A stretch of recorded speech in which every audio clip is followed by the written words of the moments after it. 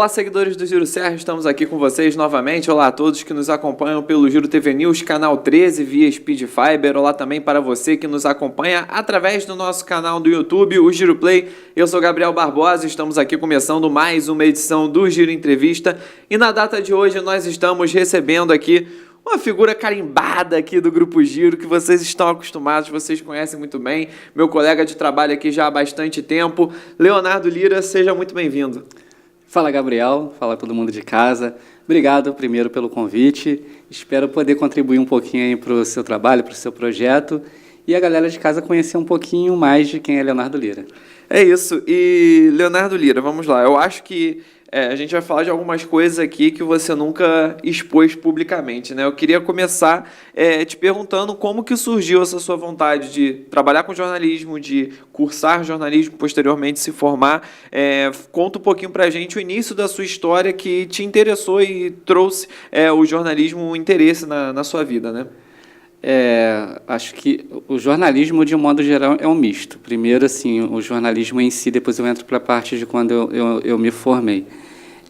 Eu venho de uma família muito humilde, de uma comunidade carente aqui de Petrópolis, para quem mais conhecido aqui como Oswaldo Cruz. Sim. Muita gente aqui em Petrópolis conhece como Canto do Cemitério. Popularmente. Né? Mas é uma comunidade que tem moradores, pessoas trabalhadoras, muita gente boa, como todas as outras, e tem seus lados ali difíceis, como todos os outros, mas tem uma galera que é batalhadora, é lutadora, e morei durante 20 anos nessa comunidade, onde eu me formei como pessoa, como homem, e aprendi muita coisa lá. E minha família, assim, meu avô, meu falecido avô, muito conhecido por todos, ali, principalmente na região ali da Monte Caseiras, onde ele trabalhou muito tempo como baianinho. Meu avô era uma pessoa analfabeta, né, mas era muito curiosa, gostava muito de saber das coisas e, mesmo não sabendo ler, todo dia ele levava o jornalzinho dele. Hoje em dia as pessoas, muitos não têm esse contato, mas o famoso jornal impresso. Sim, passava na banca clássico. E levava para casa e, através das figuras, das reportagens que ele mais se interessava, ele pedia para ler, né? Tanto que, assim, eu não vou dar spoiler aqui, mas a primeira, ali na minha formação ali, né, escolar, a primeira palavra que eu li foi o nome de um jornal impresso aqui da cidade de Petrópolis. Eu nunca mais esqueço. O nome, né, pediu, eu li, e a partir dali eu comecei a ler, junto com meus primos, meus tios, a gente sempre lia as reportagens assim que meu avô mais se interessava, assim, pelas fotos. Isso na época ainda quando tinha foto preto e branco, ainda o jornal impresso era preto e branco. Sim. Ele se interessava, e dali eu já me interessei um pouco pelo jornalismo. E aí, como um garoto, né, principalmente de comunidade, você tem aquele sonho de ser jogador de futebol, né? Clássico. Todo mundo tem. Né, você perguntar para todos os jornalistas, principalmente para a área esportiva, a pessoa vai te falar que tentou ser jogador de futebol ou praticar algum outro esporte. Mas ali, né, a gente viu que o talento não veio junto com a pessoa, apenas o amor pelo esporte. E quando chegou em 1994, no Tetra do Brasil, aquela euforia, aquela emoção toda da conquista, eis que eu vejo o trabalho do meu ídolo hoje, na profissão, Tino Marcos, fazendo a cobertura. Foi o primeiro repórter, né, brasileiro no campo ali, cobrindo a seleção brasileira, atrás do gol ali no Tetra. E ali cara, não vou conseguir ser jogador de futebol, mas está aí uma coisa que eu gostaria de fazer. E aí a vida foi me levando para outros caminhos. A gente sabe que a dificuldade financeira, principalmente para quem tenta essa área, a gente sabe que, embora as pessoas... A gente brinca, né, Gabriel? Uhum. Quando você fala, qual que você faz da vida? Eu sou repórter, eu sou jornalista, as pessoas já acham que você está rico, que você está bem de vida, que você tem o melhor carro, a melhor Sim, casa. E pelo contrário. Muito pelo contrário, né? Mas, para você estudar jornalismo, é um curso muito caro. Sim. Então, quando eu me formei no ensino médio, eu não tinha essa disponibilidade financeira de cursar o jornalismo. E um tempo depois, através de alguns benefícios, eu consegui cursar jornalismo e não parei mais, cara. Mas estou aí nessa vida até hoje, desde 2018. E aí, me conta, então, isso para você, a partir do momento que você estava trabalhando em outra área que não necessariamente era a área que você almejava, que você ainda não mexia com o jornalismo, digamos assim, que sempre foi o seu objetivo. Você se sentia frustrado de alguma forma ou não? Você entendia que aquilo ali era um processo para conseguir ter as condições financeiras para cursar jornalismo? Tem uma frase, eu não lembro onde eu vi, quem falou, mas a partir do momento que você trabalha com aquilo que você ama, não é um trabalho, né? Praticamente você vive de férias, né? Então, eu tiro isso para minha vida. E, assim, claro que assim, não é questão, né, a palavra não frustrado talvez não seja, né? Talvez aquela vontade, aquela ganância de chegar um dia, de você ver e tentar. Eu sempre, isso aí também é uma coisa que eu levo para minha vida, minha parte da minha formação educacional, sempre e hoje, eu vejo e tento passar isso para as pessoas, principalmente eu que sou da geração ali, eu nasci nos anos 80, minha adolescência nos 90, 2000, eu tento sempre passar isso para essa garotada, porque eu vejo isso muito, eu vejo a falta do respeito com o próximo, com o mais velho e principalmente com os professores. Né? E eu tive um professor, se eu não me engano, na 7ª série, o professor Renato. Né? Ele chegou na primeira aula dele, saiu também aqueles flashes da nossa vida. Sim. Né? Eu nunca mais esqueço o que ele falou. A gente nunca sabe tudo, a gente sempre tem alguma coisa para aprender. E faça do seu trabalho sempre o melhor possível. São duas coisas que eu procuro levar e eu sempre tento passar isso, principalmente para as pessoas mais jovens. Quem é de casa aqui não me conhece, o Leonardo parece, eu pareço. Hoje eu estou com 42 anos, mas vivi já bastante e procuro estar sempre aprendendo um pouquinho, sabe? E tentando ajudar de alguma forma as pessoas. Eu tinha, na época, eu sempre gostei muito de TV. Né? Talvez por isso que me levou para esse caminho. Eu sempre gostei muito de assistir TV, de assistir filme. Eu sempre me via desse lado que eu estou hoje. Sim. E tentar fazer alguma coisa diferente para as pessoas de casa ou para a minha comunidade, ou no meu trabalho, alguma coisa. E eu sempre achava que assim, o dia que eu chegar, o dia que eu tiver, que eu for um apresentador, que eu for um jornalista, onde eu estiver, eu vou mudar o mundo. E aí você vai vivendo, você vai crescendo e você vai entendendo que você sozinho você não consegue fazer. Você pode, abraçado a outras pessoas, você pode tentar, de alguma forma, você melhorar o mundo que a gente vive. E aí, a partir daí eu tento levar isso para a minha vida. E, Lira, a partir do momento você já formado, né, ou até cursando jornalismo mesmo, quais foram as suas primeiras oportunidades dentro do jornalismo? Como foram essas oportunidades? Como foram ali as suas primeiras experiências dentro do jornalismo? Isso é uma coisa, hoje, eu sou formado na Universidade de Estácio de Sá, né, a maioria dos estudantes, dos profissionais aqui de Petrópolis é formado lá, e pelo menos a galera ali, os professores, eles sempre bateram nessa tecla. Não importa se você estiver estudando, ou não espere você se formar, não espere você ir para o mercado de trabalho para você fazer alguma coisa, porque é aqui na universidade que você vai ter o primeiro contato. E eu sempre tive essa ganância, até porque, como eu falei aqui no início da nossa entrevista, eu tive a oportunidade de ir para a faculdade muito mais velho. Né? Eu ingressei na faculdade, eu acho que eu estava completando 30 anos, se não me engano. Então, normalmente, né, a garotada aí já com 18, 19 anos já tem essa oportunidade. Então, aí eu já trabalhava, tinha minha esposa, meu filho, então, e aí você vai tentando casa, outras coisas que vão aparecendo no meio do caminho e nunca dava.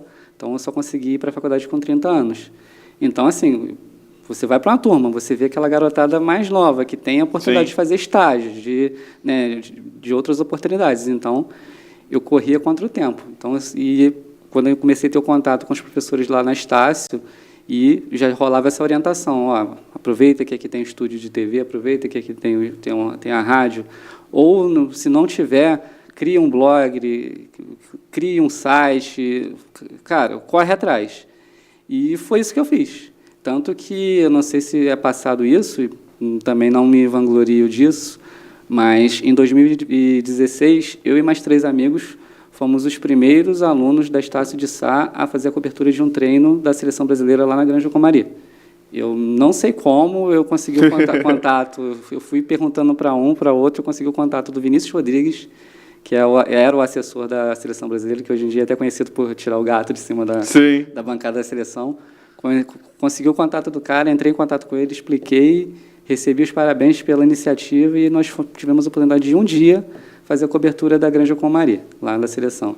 Aí calhou, que a gente fala que é sorte, mas talvez seja o destino, o Serrano voltou às atividades, a gente teve a oportunidade de fazer coberturas com o Serrano, entrei em contato lá, tenho muita gratidão com a diretoria do Serrano na época e hoje também com o Dudu Monsanto, que Sim. era o responsável da Frente Azul, que deu oportunidade para essa rapaziada lá da Estácio de Sá, e a gente conseguiu fazer essa cobertura, e com esse monte de maluco a gente conseguiu seguir nosso caminho. Hoje cada um está na sua área, mas foi a partir de 2016 que a gente conseguiu fazer, um dia, a gente teve o Media Day lá da CBF, a gente conseguiu fazer a cobertura do treino da seleção que foi campeã olímpica.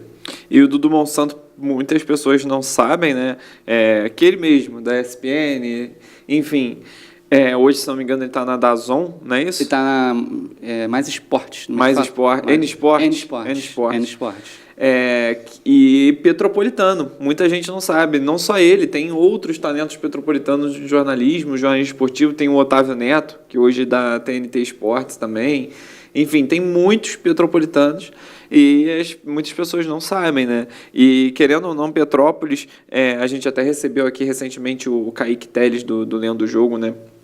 Tem uma página de futebol com bastante sucesso na internet, com mais de 100 mil, faz o 3 na área junto com o Thiago Leifert e com o Rica Perrone também. Então você vê, Petrópolis tem bastante talento, né? E querendo ou não, aqui em Petrópolis o jornalismo ele ficou muito concentrado mais na universidade mesmo, né? Verdade. Ficou algo muito concentrado ali. Mas que bom que a Estácio ela tem essa estrutura, né, para fornecer para os alunos. E eu, quando estava também cursando jornalismo, sempre houve esse incentivo mesmo de empreender ou fazer as coisas por conta própria, né? E na questão no âmbito esportivo, você contando ali que ali por volta de 2016 você começou a ter esses primeiros contatos, né? Teve essa oportunidade na Granja Comari, teve o início ali de cobrir os jogos do Serrano. Eu queria saber de lá para cá, para você, Leonardo Lira, você que é um cara do esporte, se houve avanço, se manteve na mesma coisa a questão do esporte aqui em Petrópolis. Como que você faz um panorama geral, desde o início, quando você começou a trabalhar com esporte aqui na cidade, para os dias de hoje? Eu tenho uma parede lá em casa que tem uns pregos que eu procuro... para o jornalista, para o pessoal de casa que... né, para o atleta, né, são as medalhas e são os troféus. Para o jornalista, principalmente o jornalista esportivo, fica aquela recordação, eu tenho a minha parede lá das minhas credenciais. Legal. Eu tenho até que fazer mais espaço lá, porque assim, não cabe mais, porque eu tenho que me organizar, ver se eu consigo um tempo de organizar. E de lá para cá, realmente, só melhorou. Só, assim, claro que você tem que correr muito atrás, é muito difícil, é muito complicada a concorrência. É pesada, é desleal, né? A preferência pelo veículo que a gente fala maior não acontece, eles dão preferência para os veículos maiores, então a gente que é aqui da cidade do interior, que trabalha num veículo assim, para o Estado, para o parâmetro nacional, que é considerado para eles menor, então a gente tem que batalhar, a gente tem que mais... De lá para cá, eu consegui fazer a cobertura em loco da Copa América, que era um sonho... num jogo da seleção brasileira. Tive a oportunidade de assistir um Brasil-Argentina no Mineirão, que foi fantástico. Cobri a final da Copa América aqui no Maracanã. Final, 2 Libertadores, a do Fluminense e a do Botafogo. Eu fui a Buenos Aires ano passado. Outros jogos aqui de Copa do Brasil, Libertadores, Brasileirão, Campeonato Carioca, Olimpíada. E tenho esse desejo, não sei se para ano que vem dá tempo, mas um dia ir para uma Copa do Mundo. Pô, acho que é o de todo mundo, né? Tanto do jornalista quanto dos jogadores de futebol, né? E assim, tenho aquela coisa, eu tentei, infelizmente, mas não foi nem questão financeira, a gente estava meio que organizado, mas eu não consegui no passado, mas eu ainda quero, porque aí não sei se é uma pergunta que você vai fazer, mas vou dar até um spoiler, um ídolo, né, no esporte para mim. Eu queria ter feito um especial ano passado, uma cobertura jornalística, ter ido a São Paulo fazer sobre os 30 anos da morte do Ayrton Senna. Uhum. Infelizmente, por questão de agenda, realmente não deu porque precisaria ficar pelo menos uma semana em São Paulo. Tem um deslocamento, né? Então não deu, mas é uma coisa ainda que eu ainda quero fazer, porque assim, minha paixão pelo esporte começou, não é o futebol, é claro, mas assim, na minha geração, o Ayrton Senna é aquele que representou o amor ao esporte e ao seu país. E, Leonardo Lira, conta pra gente, então, um pouco agora da sua relação com o Botafogo, seu time do coração, como que surgiu, é algo de berço, conta pra gente. Cara, Tem muita coisa, infelizmente o tempo é curto, mas e tem muita coisa engraçada, muita coisa engraçada. Eu sou botafoguense, assim, como todo mundo fala, porque eu não quis, eu fui escolhido.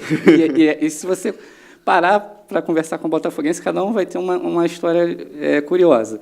Eu não lembro a idade que eu tinha, eu sei que eu era muito novo, eu era muito criança, e eu lembro que eu estava num aniversário de amigos da minha família com esse meu tio que me levou para conhecer realmente o Botafogo. Então, nós estávamos nesse aniversário e lá, naquela brincadeira, porque não tinha ainda um time escolhido, não sei, e naquela brincadeira tinha o pessoal lá, os amigos, aí tiraram a camisa e colocaram em cima da cama uma camisa do Fluminense, uma camisa do Vasco e a camisa do Botafogo. Não sei porquê, eu olhei aquilo e fui na camisa do Botafogo e escolhi. Falei assim, Não tinha a camisa do Flamengo? não tinha, só tinha essas três. Aí tudo bem, aí rolou. Um tempo depois, o meu tio, o Antônio, ele foi ao Maracanã na final contra o Vasco em 1990 e esse jogo passou na TV aberta. Naquela época era difícil passar jogos como a gente vê hoje. Sim. Na TV aberta. E como na final o Vasco tinha um timaço e né, tudo que havia acontecido com o Botafogo em 89 e o Flamengo, a Rede Globo passou esse jogo. E meu tio tinha ido, eu falei, cara, aí mostrava a torcida do Botafogo comemorando o título que aconteceu em cima do Vasco, porque eu quero ver meu tio, e eu vi a festa da torcida do Botafogo. Aí deu aquele estalo, eu falei, eu sou Botafogo. E aí esse meu tio ele me levou em uma loja que não existe mais hoje no centro de Petrópolis e comprou um uniforme completo para mim do Botafogo. Beleza, aí fui torcer normal, em 92 teve aquela situação contra o Flamengo, infelizmente no dia que eu estava assistindo essa final contra o Flamengo lá no Valparaíso aconteceu uma situação bem chata que a gente não gosta nem de falar, né, galera que não sabe torcer, aí eu tive Sim. que sair do lugar porque não podia assistir o jogo. Mas aí em 93 foi a primeira vez que eu fui ao Maracanã assistir o Botafogo, meu tio e alguns amigos me levaram lá. Você acredita que a festa foi tanta quando o Botafogo ganhou a Conmebol? Eu já conto isso para todo mundo, a galera não acredita, eu tinha 10 anos de idade. 93, gente, 93. Não tinha celular, não tinha rede social, não tinha nada. E a euforia foi tanta que o meu tio me esqueceu na arquibancada do Maracanã. E aí, eu sempre fui um cara muito tímido. Como é que você é jornalista tímido? Sempre fui muito tímido, sempre fui muito quieto, muito bobão. Eu fiquei parado, eu olhei para trás, eu não vi ninguém, eu fiquei parado lá um tempão. Eu não lembro quanto tempo depois, o meu tio voltou lá para me buscar. Deu a sorte do teu tio ter te visto e ter te achado. Né? E essa foi a primeira vez que eu fui assistir o Botafogo no Maracanã. E aí teve né, aquele time do Túlio, Gonçalves, Donizete, campeão de 95, que eu não esqueço jamais a comemoração aqui no Centro Histórico. Foi assim, a primeira vez que o Botafogo foi campeão brasileiro. E aí teve outra situação curiosa em 99, que foi frustrante pela perda do título contra o Juventude, que é um time que é uma pedra no sapato do Botafogo. Mas aí, cara, em 99 tinha muita gente, tinha muito mais de 105 mil pessoas, igual está registrado lá, porque muita gente invadiu o Maracanã. E hoje tem muita gente que não vai reconhecer, mas se você de casa pesquisar no Google aí, imagens, pegar o Maracanã antigo, da famosa geral ali, das cadeiras numeradas, Sim. Entre a geral e as cadeiras numeradas tinha o famoso fosso. Sim. Né? E devia, assim, uns 2 metros entre a arquibancada e a geral, só que o fosso era alto, e meu tio tem lá, sei lá, 1,60 m de altura. E foi chegando gente, foi empurrando, meu tio e mais 2 tentaram pular. Os outros 2, eram pessoas mais altas, conseguiram. Meu tio caiu dentro do fosso. Caraca. Eu passei 15 minutos daquela final de 99 tentando tirar meu tio dentro do fosso do Maracanã. Caraca. Entendeu? Então, mas assim, e teve a situação que aí a gente perdeu. Todo mundo tirando, na época, eu ainda era adolescente, não bebi, hoje também não bebo, mas a galera, todo mundo bêbada, triste porque perdeu o título. Marcaram num lugar no Maracanã, foram para o outro para pegar a van. A gente teve que voltar de ônibus, porque... Né, na época, hoje eu sei andar no Rio de Janeiro, naquela época eu não conhecia, então a gente teve que voltar de ônibus, a van que levou a gente veio embora sozinha. Caraca! Então, assim, tem muita história, não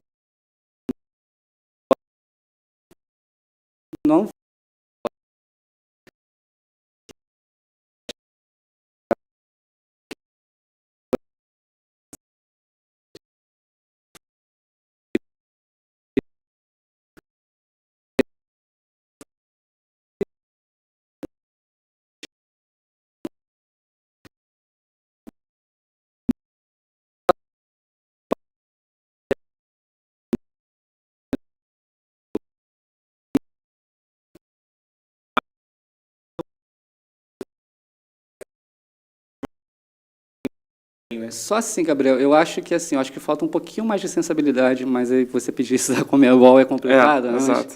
Que não é querendo você excluir os demais países, mas a gente tem tido, principalmente nesses últimos anos, brasileiros chegando às finais e os times, assim, uruguaios, brasileiros, argentinos, pelo menos até a semifinal. Como é que você me joga uma final, a próxima agora da Libertadores, em Lima? Né? Sim. Então, o deslocamento... E é caro, né? A condição...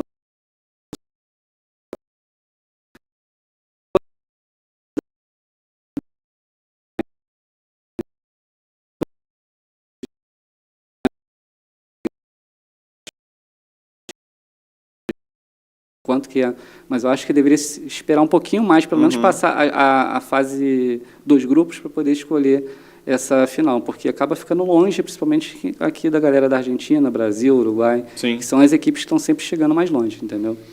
E, Leonardo Lira, falando ainda sobre essa conquista do Botafogo na Libertadores, você falou aqui de algumas das histórias que você vivenciou desde criança com o Botafogo, e a cereja do bolo, que provavelmente fez tudo valer a pena, foi justamente esse título do ano passado, né? E você estava lá. Ou seja, você estava presente para ver o Botafogo, claro, a trabalho também, mas também como torcedor para ver o Botafogo conquistar a Libertadores pela primeira vez na história. O título mais importante da história do clube, e depois de tanta coisa que foi vivida, que foi vivenciada, acaba sendo muito gratificante, porque você olha para trás e pensa, poxa, eu vivi isso aqui tudo.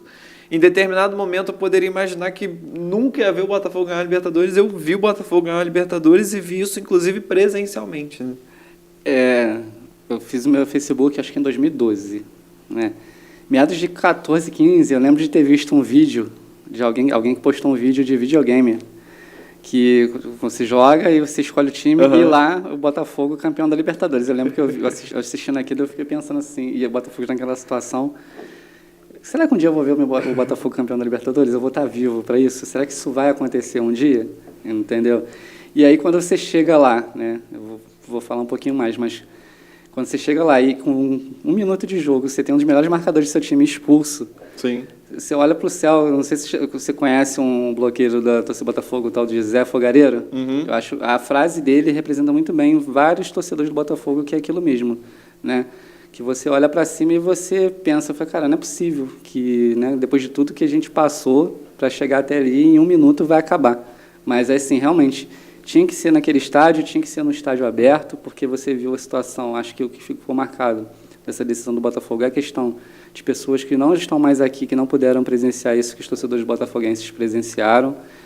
E foi, assim, é uma história digna de... Foi até lançado agora, há pouco tempo atrás, o livro Tempos de Botafogo, do Portela.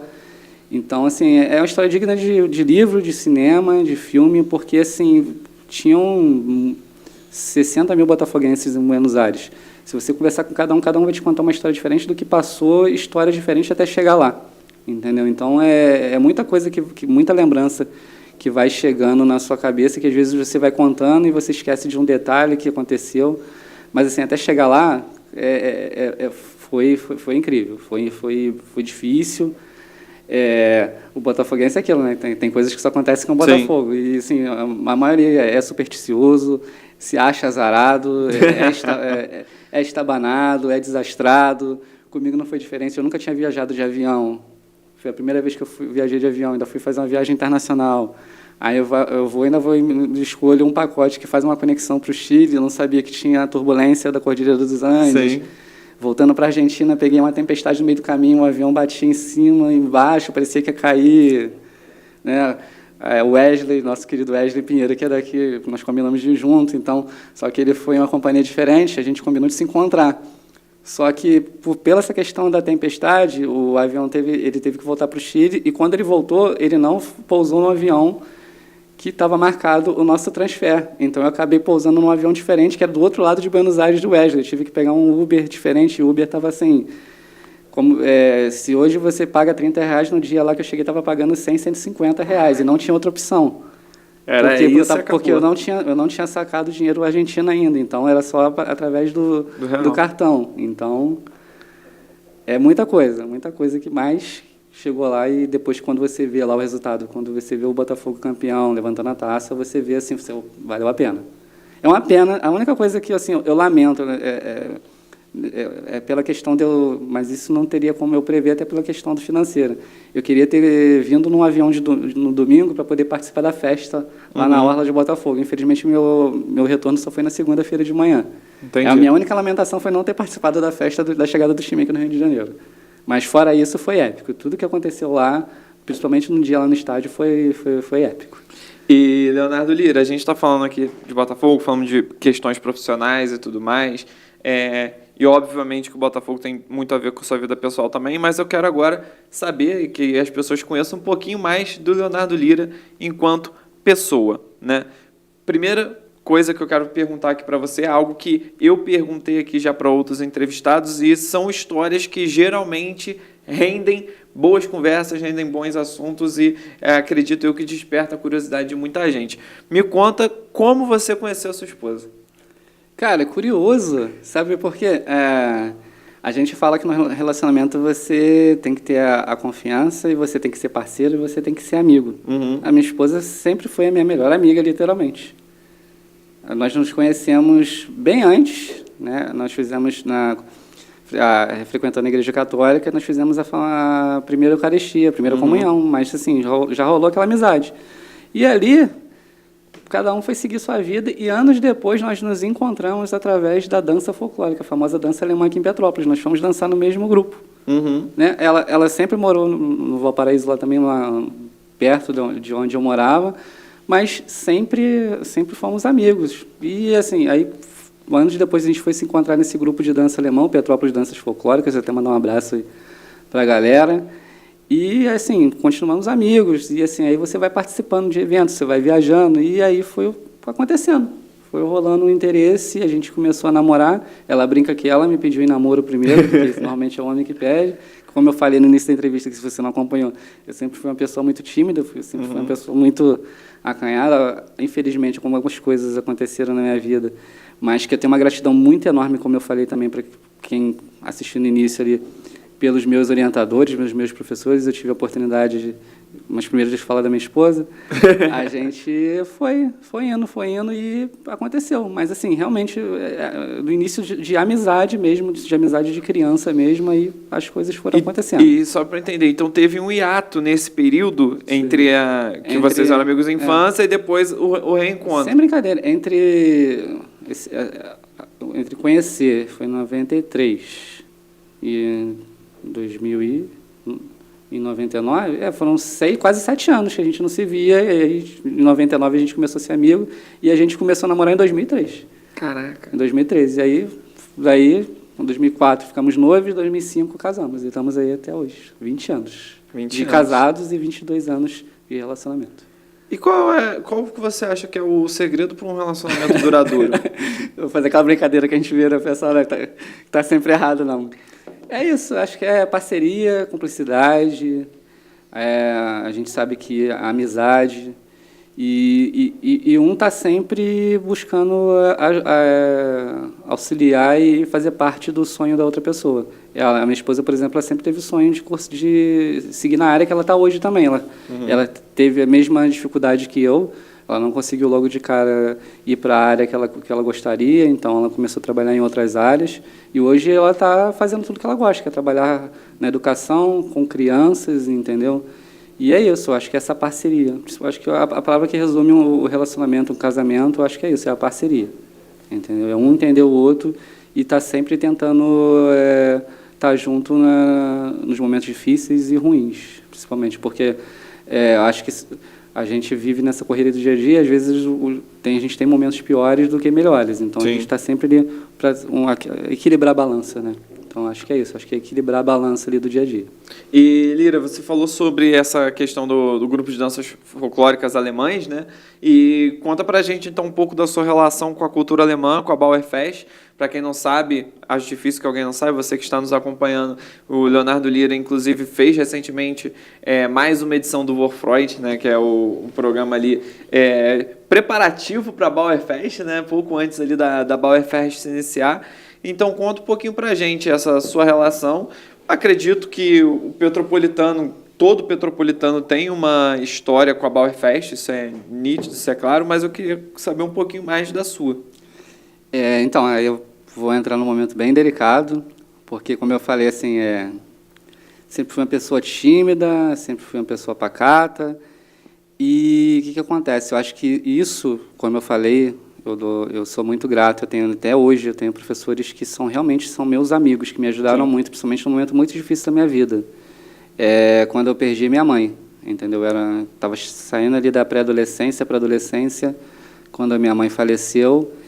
E aí eu estava naquela que não sabia para onde. Tanto eu estava até conversando outro dia com uma das responsáveis lá da Casa Bruder, onde eu também exerço um trabalho na administração.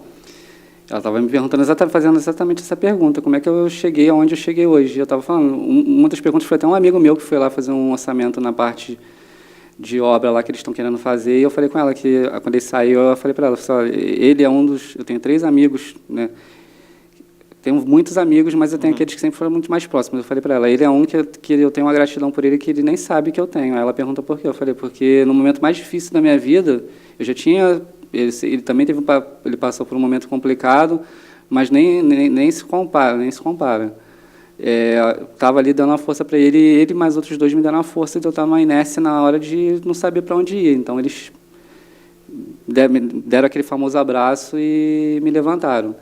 E na escola, né, na escola onde eu fiz o antigo ginásio, hoje é ensino fundamental, o professor Bernardo, né, ele era responsável pelo grupo de dança, ele convidou vários adolescentes a fazer parte do grupo de dança. E nisso me ajudou muito como pessoa a me soltar, a aprender a dialogar, né, você se expor, porque hoje você está na frente da câmera aqui, as pessoas não sabem quanto que é difícil isso ajuda muito. Então, ali foi o primeiro passo que me ajudou muito, foi esse contato, porque assim, quando eu saí de um grupo folclórico, eu era coordenador e cheguei a ser até coreógrafo do grupo, né? Então, eu fui passando por várias situações, e quando eu entrei no grupo, eu não fazia aquele famoso 2 para lá, 2 para cá. Eu, literalmente, eu pisei muito no pé da coreógrafa da época, a nossa amiga Jaqueline, mandar um abraço para ela, pisei muito no pé dela.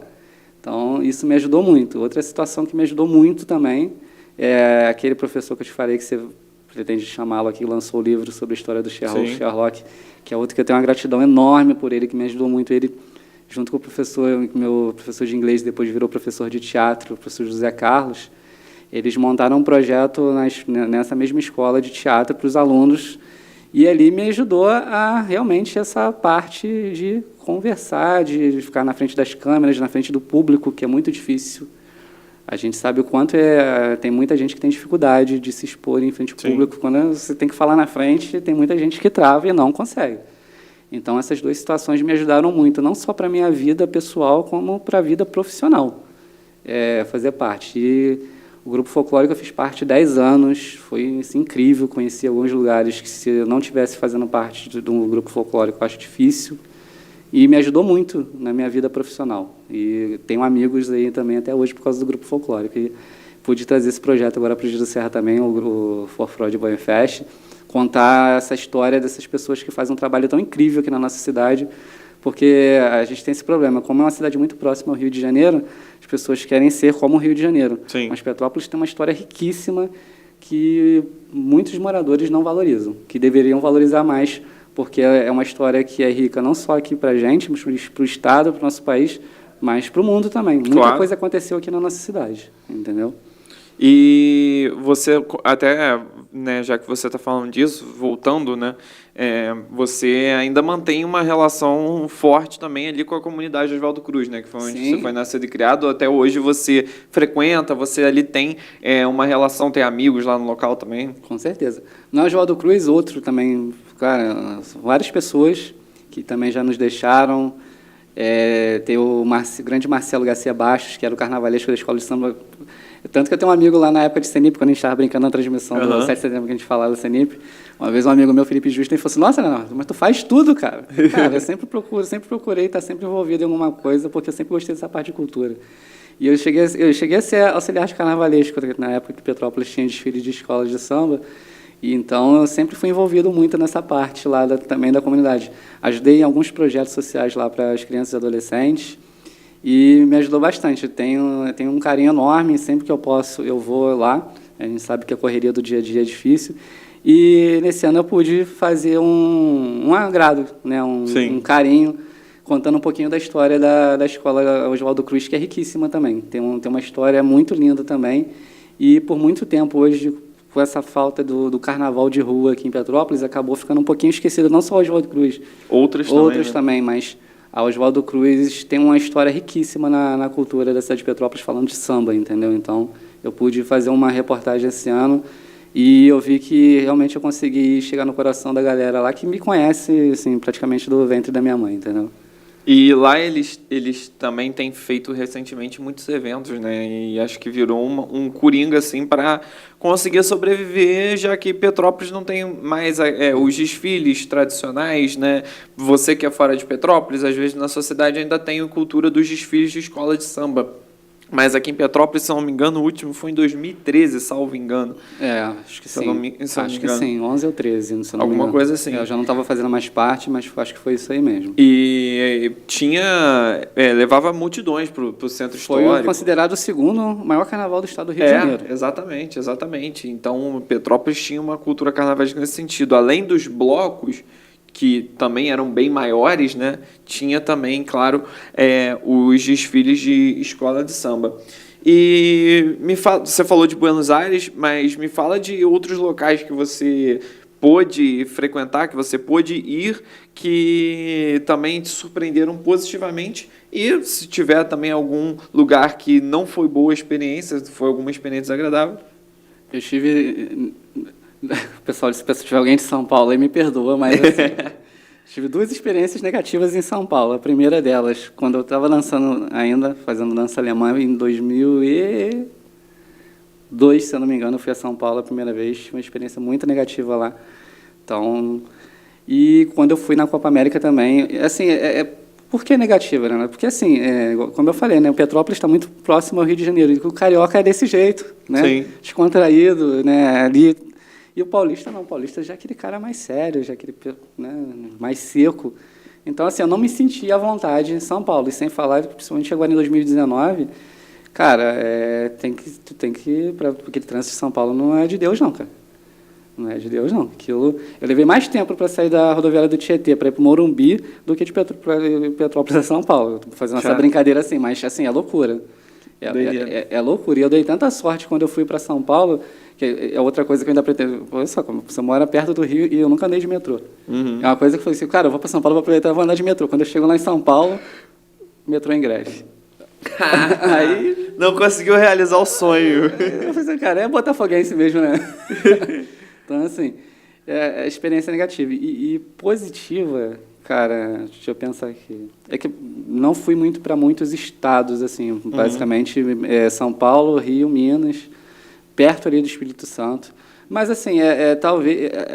eu gostei muito, que eu sou muito de interior, porque eu passei minhas férias no interior. Eu sempre gostei muito de interior. Mas... não sei se você já ouviu falar de Rio das Flores. Rio das Flores, interior do Rio de Janeiro. É uma cidade, assim, praticamente do tamanho da Praça da Liberdade, pessoal aqui de Petrópolis. Exatamente. Mas que cidade linda, né?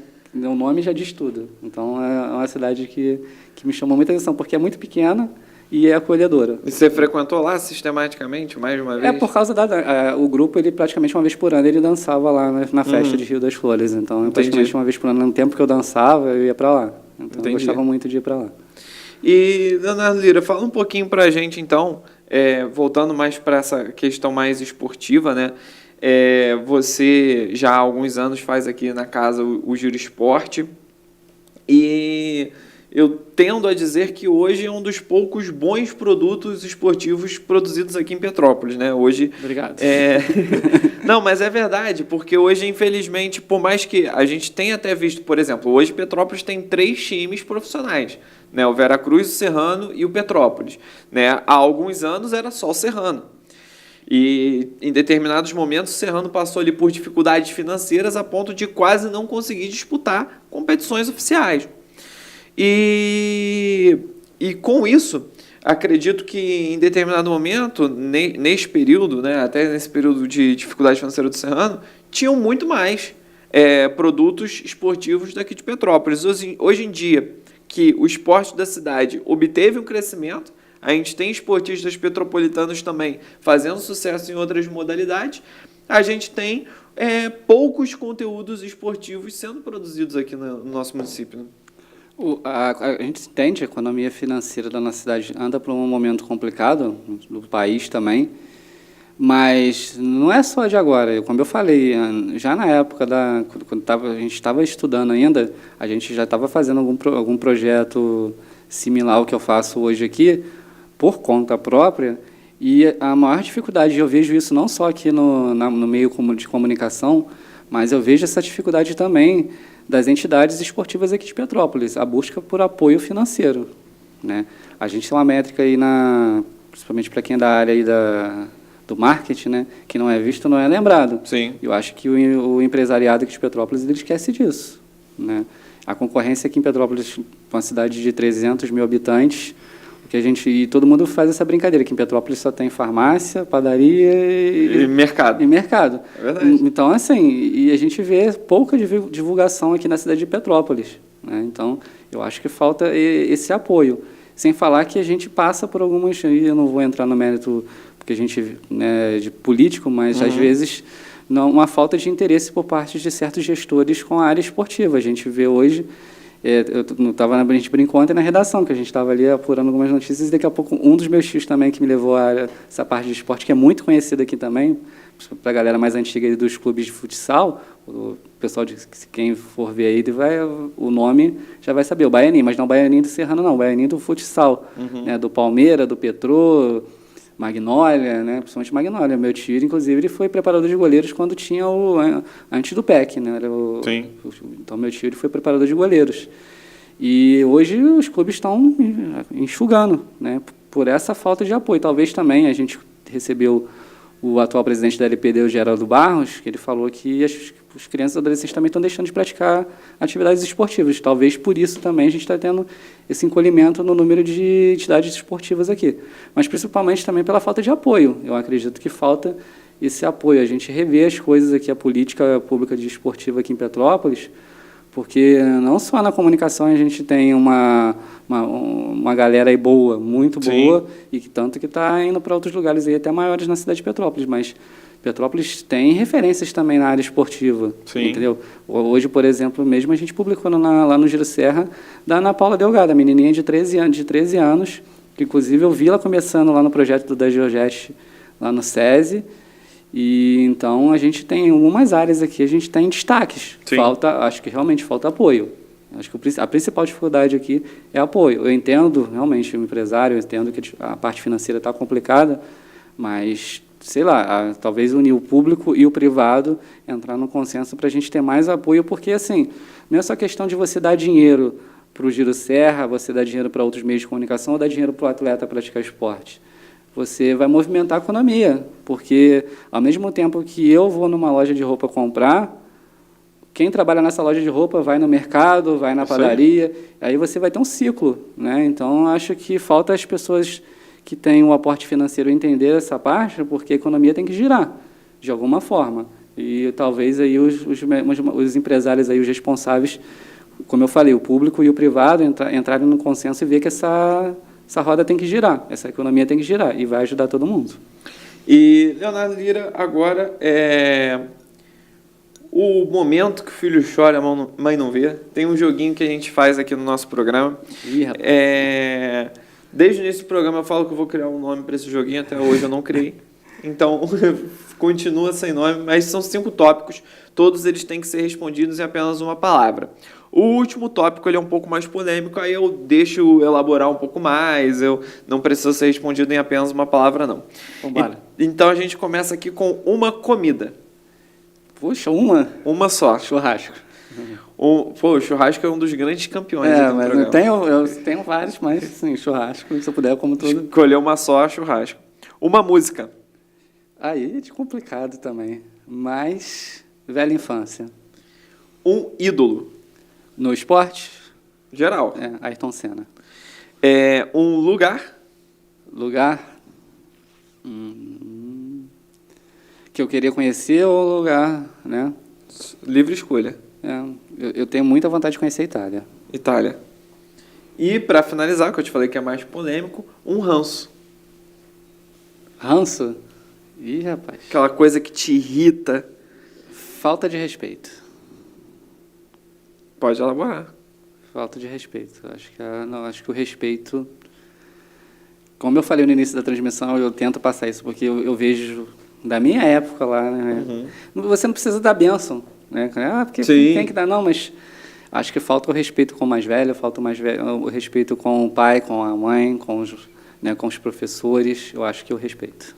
E o básico, né? O bom dia, boa tarde, boa noite, por favor, obrigado. Assim, por exemplo, né?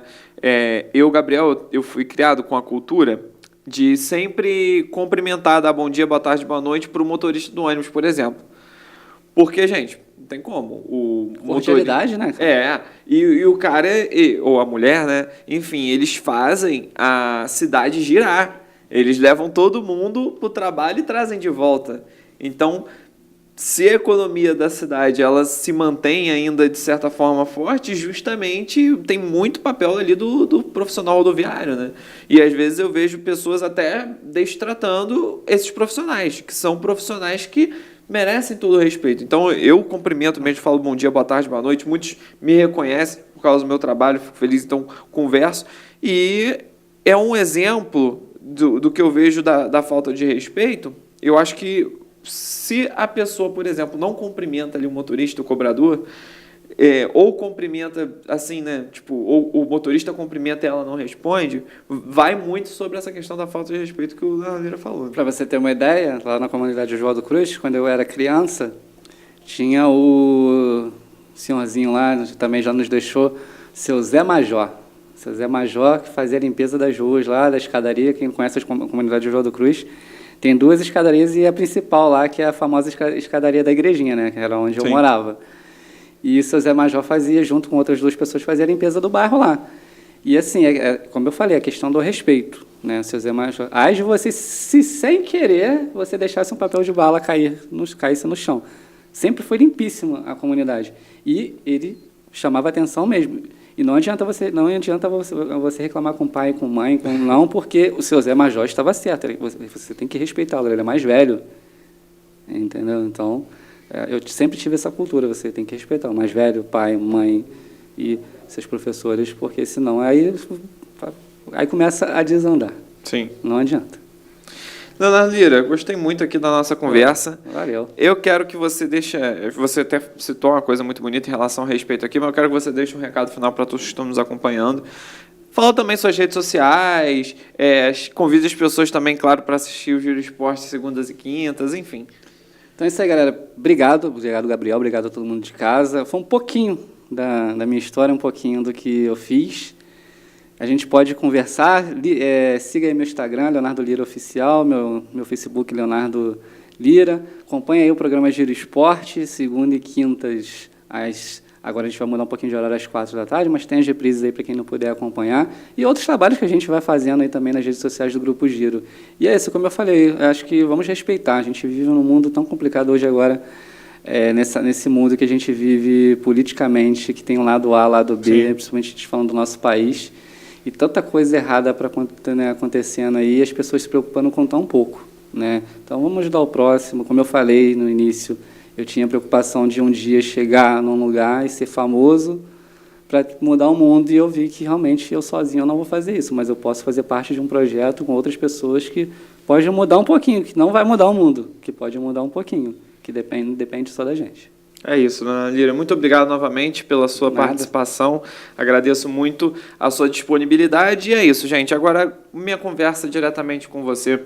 Recadinho que eu sempre trago aqui em cada edição do Giro Entrevista, em cada final aqui de Giro Entrevista, eu sempre venho aqui e deixo esse recado para você. Como nosso programa Giro Entrevista ele é semanal, toda sexta-feira, 8 horas da noite, e ele não possui intervalos comerciais, Muitas vezes você pode estar se perguntando, nossa, mas como é que eu faço para voltar em determinado trecho do Giro Entrevista? Como que eu faço para voltar em determinado ponto desta conversa que eu acabei não acompanhando, acabei pegando pela metade aqui no Giro TV News, canal 13 via Speed Fiber? Bom, você tem duas opções. Uma delas através do nosso canal do YouTube, o Giro Play. Lá existe a playlist Giro Entrevista. Nessa playlist você tem todos os episódios na íntegra que foram exibidos aqui no Giro TV News, canal 13 via Speed Fiber. Então, se o episódio foi exibido durante a semana, pode ter certeza que lá ele estará na íntegra no nosso canal do YouTube. Então, se inscreva no canal, ative o sininho para receber todas as notificações, que aí você não perderá nenhum episódio e poderá, claro, assistir todo aquele episódio na íntegra do Giro Entrevista, caso você tenha perdido determinado trecho na televisão. E a outra forma é através das reprises avulsas, espontâneas aqui na nossa programação do Giro TV News, canal 13 via Speed Fiber. O programa ele possui diversas reprises, diversas representações ao longo aqui da nossa programação. Então, você que fica atento, que já fica aqui ligadinho no nosso canal 13 Giro TV News, você pode acompanhar as reprises, pode acompanhar as representações e, consequentemente, acompanhar um episódio todo novamente na íntegra. No mais é isso, né? Lembrando novamente que se você quiser acompanhar realmente, hoje eu quero ver, nesse exato momento agora eu tenho um tempo, vá lá no YouTube. Mas acompanhe também aqui a nossa programação, claro, do Giro TV News, que tem muitos conteúdos bons, como inclusive o Giro Esporte, apresentado pelo Leonardo Lira. No mais é isso, eu sou o Gabriel Barbosa, quero agradecer a audiência de todos que estiveram conosco aqui em mais esta edição do Giro Entrevista e até a próxima.